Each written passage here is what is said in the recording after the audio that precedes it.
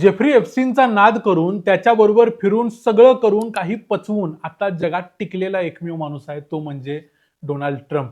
याशिवाय जे जे लोक एप्स्टीनच्या नादाला लागले ते सगळे गळपाटले. यामध्ये मग स्टीफन हॉकिंग आला, बिल गेट्स आला, इंग्लंडमधला पीटर मॅन्डेल्सन आला, सगळे आले. यामध्ये आता आणखी एक बडा मासा अडकलाय तो म्हणजे प्रिन्स अँड्र्यू. आता प्रिन्स अँड्र्यू कोण हा प्रश्न तुम्हाला पडेल, तर सांगायचं म्हणजे ज्या ब्रिटिशांनी भारतावरती जवळजवळ 150 वर्ष राज्य केलं त्या राजघराण्यातला हा राजपुत्र आहे.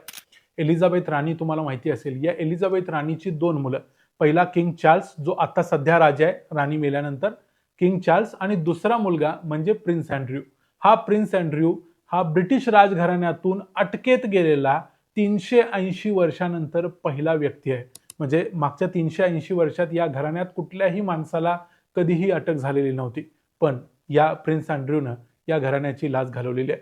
आता प्रिन्स अँड्रूला अटक का झाली, जेफ्री एप्स्टीन बरोबर त्याचे नक्की संबंध काय होते आणि आत्ताचं हे प्रकरण काय आहे ते सगळं बघूया आजच्या या व्हिडिओमध्ये. मी आहे रणजित यादव आणि तुम्ही पाहताय द मराठी माना. तर नक्की झालंय काय, तर आपल्याला माहिती आहे की नोव्हेंबर 2025 मध्ये एप्स्टीन फाईल्स ट्रान्सपरन्सी ऍक्ट नावाचा कायदा अमेरिकेत पास केला गेला आणि त्यानंतर प्रत्येक महिन्याला अमेरिकेमध्ये एप्स्टीन फाईल्स मधले रिलेटेड त्यांचे ईमेल्स, फोटोज अशा अनेक गोष्टी बाहेर यायला सुरुवात झाली.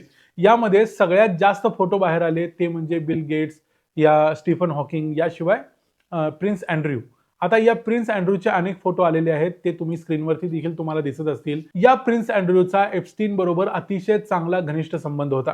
या प्रिन्स अँड्रूनं अनेक वेळा लोलिता एक्सप्रेस हे जे विमान होतं एप्स्टीनचं, या विमानातून अनेक वेळा प्रवास केलेला होता, ज्यामध्ये बिल क्लिंटन देखील अनेक वेळा गेलेला होता. पण आता सध्या जी प्रिन्स अँड्रूला अटक झालेली आहे ती या कारणासाठी झालेली नाही. त्याला अटक झाली आहे ती वेगळ्याच कारणासाठी. काल त्याचा खरं तर 66वा बर्थडे होता. त्याचा बर्थडे करत होता तो त्याच्या सार्डिंगम पॅलेस नावाचं जे त्याचं राहण्याचं ठिकाण होतं तिथं. तर त्या ठिकाणी पोलीस गेले आणि पोलिसांनी त्याला अटक केली. पोलिसांनी त्याला अटक करायचं कारण आहे, त्यानं सरकारची अत्यंत सेन्सिटिव्ह अशी महत्त्वाची असलेली माहिती ही एप्स्टीनला दिलेली होती आणि यासाठी त्याला अटक झाली.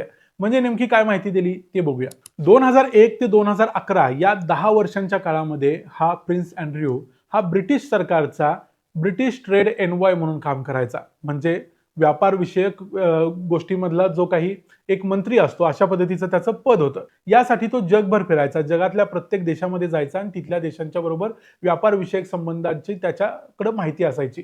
त्यानं एप्स्टीन बरोबर जे काही त्याचे ईमेल्स आता उघड झालेले आहेत याच्यामध्ये त्यानं या संबंधातली व्हिएतनाम, चायना, सिंगापूर अशा देशांच्या बरोबर ब्रिटिशांनी काय काय रिलेशन्स होते, काय काय गोष्टी झाल्या याबद्दलचे गव्हर्नमेंट डॉक्युमेंट किंवा गव्हर्नमेंटचे जे काही पेपर्स होते हे सगळे रिपोर्ट्स एप्स्टीनला पाठवून दिलेले होते. हे आता उघड झाले, म्हणजे त्याचे मेलच सापडलेले आहेत.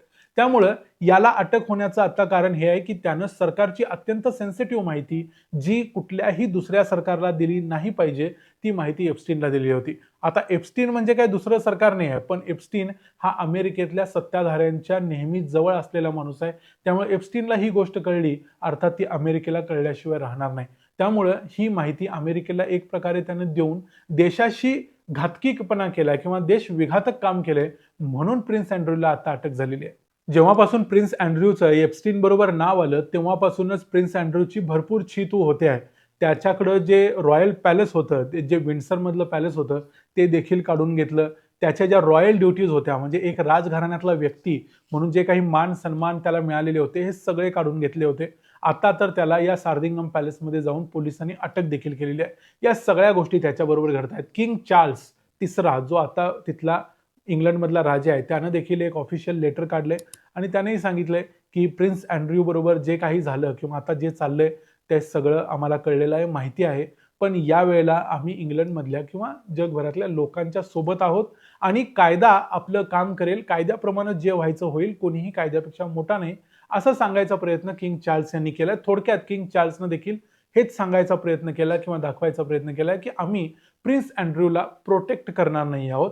आम्ही जे काय फॅमिली म्हणून आहे ते करू, पण लोकांच्या पेक्षा किंवा इंग्लंडच्या हितापेक्षा तो जास्त महत्त्वाचा नाही.